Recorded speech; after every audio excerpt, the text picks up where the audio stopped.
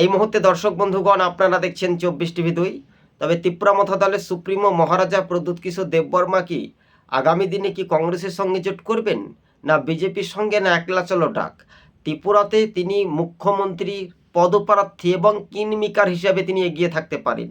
একসময় তিনি কংগ্রেস পরিবার থেকে বড় হয়েছেন, কংগ্রেসে তিনি প্রদেশ সভাপতি দায়িত্ব পালন করেছিলেন।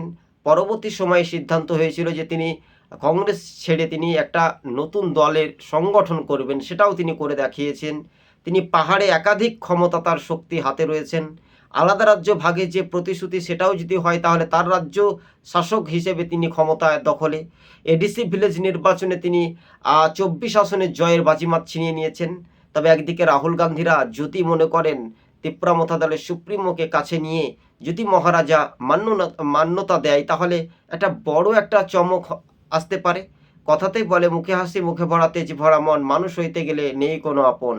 তাই এবার রাহুল গান্ধীর সঙ্গে যদি আমরা দেখি, বা প্রিয়ঙ্কা গান্ধীর সঙ্গে যদি আমরা দেখি, তাহলে মহারাজা প্রদ্যুৎ কিশোর দেববর্মাদের একটা সম্পর্ক হচ্ছে ভিন্ন মতে, একটা আলাদাময়, তাই না? ঘটনাস্থলে সেইগুলো ব্যাখ্যা করার পূর্বে আজ 24 টিভি 2 আপনাদের সঙ্গে আমরা তুলে ধরেছি।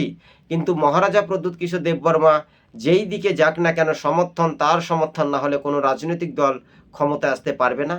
এই নিয়ে উঠেছিল প্রযোজ্য ব্যাখ্যা বিশ্লেষণ। ধন্যবাদ। আজ এখান থেকেই সমাপ্ত বা শেষ করছি। সকলেই ভালো থাকবেন, সুস্থ থাকবেন। ধন্যবাদ দর্শক বন্ধুগণ।